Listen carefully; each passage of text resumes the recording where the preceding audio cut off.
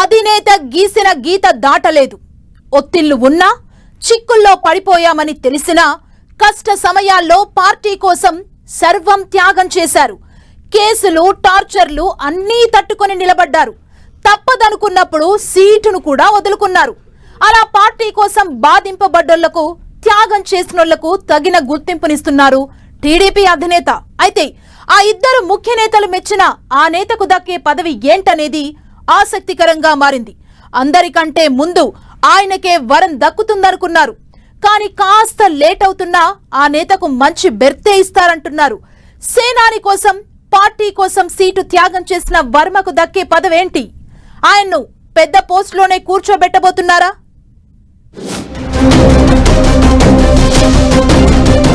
బాధితులకు, త్యాగం చేసినోళ్లకు వరుసగా బెర్తులు. బాబు, పవన్ మెచ్చిన నేతకు పెద్దపీటే వేస్తారా?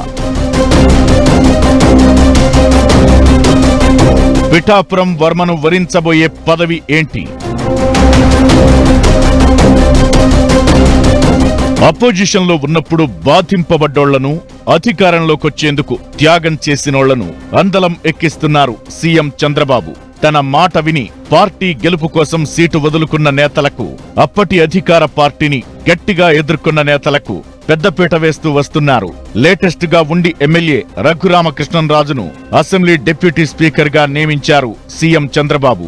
అసలు ఆయనకే ఎమ్మెల్యే టికెట్ దక్కదనుకున్న సమయంలో అందరినీ ఒప్పించి టికెట్ ఇచ్చి గెలిపించడంతో పాటు ఇప్పుడు శాసనసభ ఉపసభాపతి హోదాలో కూర్చోబెట్టారు.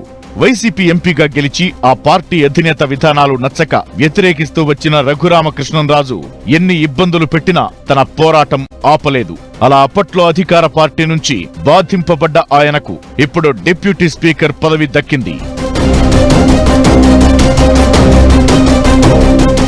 ఇక మోస్ట్ అవైటెడ్, అటు టీడీపీ అధినేత, ఇటు జనసేన అధినేత ఇద్దరూ నచ్చినా మెచ్చిన నేత ఎస్వీఎస్ఎన్ వర్మకు దక్కే పోస్టుపై ఆసక్తికర చర్చ జరుగుతోంది.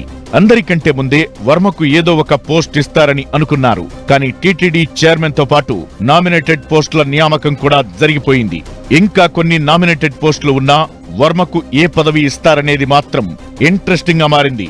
వర్మకు మంచి పోస్ట్ ఇవ్వాలని పవన్ కళ్యాణ్ కూడా సీఎం చంద్రబాబుతో చెప్పినట్టు తెలుస్తోంది. అందుకే ఆయన కోరుకున్నట్లుగా ఎమ్మెల్సీని చేస్తారని అంటున్నారు. మండలికి పంపడమే కాదు, ఇంకా ప్రమోషన్ ఇస్తారని తెలుస్తోంది. ఎమ్మెల్సీని చేసి ఏదైనా కార్పొరేషన్ చైర్మన్ హోదాను కూడా కల్పించే అవకాశం ఉందంటున్నారు. 23 సంవత్సరాలుగా చంద్రబాబుతో కలిసి రాజకీయ ప్రయాణం చేస్తున్నారు వర్మ. అధినేత మాటను జవదాటని నేతగా ఆయనకు పేరుంది. అంతేకాదు, మొన్నటి ఎన్నికల్లో ఇండిపెండెంట్ గా పోటీ చేస్తే గెలుస్తారని ఆయనపై అనుచరులు ఒత్తిడి తెచ్చారు. కానీ బాస్ ఆదేశాల ప్రకారమే సీటు త్యాగం చేశారు వర్మ. టీడీపీ అధిష్టానం నిర్ణయాన్ని లోకల్ క్యాడర్ వ్యతిరేకించినా వర్మ మాత్రం చంద్రబాబుకు ఇచ్చిన మాటకు కట్టుబడి పనిచేశారు. వర్మ, అతని భార్య లక్ష్మీదేవి, కొడుకు గిరీష్, ఆయన కుటుంబమంతా రాత్రింబవళ్లు పవన్ కళ్యాణ్ గెలుపు కోసం కష్టపడ్డారు. వర్మకు ఫస్ట్ ఎమ్మెల్సీ సీటు ఇస్తామని, ప్రమోషన్ కూడా కల్పిస్తామని బహిరంగంగా హామీ ఇచ్చారు టీడీపీ అధినేత చంద్రబాబు. పవన్ కళ్యాణ్ కూడా చట్టసభల్లో వర్మగారు ఉండాలంటూ ఎన్నోసార్లు స్టేట్మెంట్ ఇచ్చారు. బలమైన నాయకుడైన వర్మకు ఎమ్మెల్సీ ఇస్తామని, దానికి తన పూర్తి సపోర్టు ఉంటుందని పిఠాపురం బహిరంగ సభలోనే జనసేనాని హామీ ఇచ్చారు. అయితే క్షత్రియ వర్గానికి కేబినెట్ లో స్థానం కల్పించాలనుకుంటే మాత్రం వర్మకు అమాత్య యోగం దక్కే అవకాశం ఉందంటున్నారు. వర్మతో పనైపోయిందని అటు చంద్రబాబు, ఇటు పవన్ కళ్యాణ్ ఇద్దరూ లైట్ తీసుకోవడం లేదు. పిఠాపురం వస్తే చాలు ఆయన పక్కనే ఉంటున్నారు వర్మ. తన గెలుపునకు సహకరించి సీటు వదులుకున్న వర్మను అంతలా గౌరవిస్తున్నారు పవన్.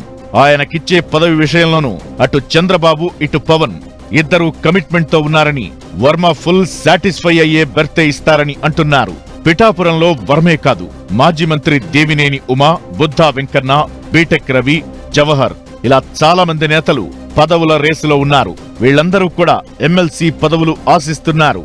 అయితే కార్పొరేషన్ చైర్మన్లు లేకపోతే ఎమ్మెల్సీ పదవులిచ్చి అందరినీ సంతృప్తి పరచాలని సీఎం చంద్రబాబు భావిస్తున్నట్టు తెలుస్తోంది.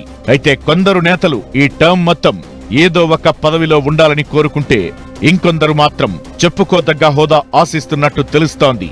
అలా తమకు ఎప్పుడు అదృష్టం వరిస్తుందోనని ఎదురు చూస్తున్నారు ఆశావహులు.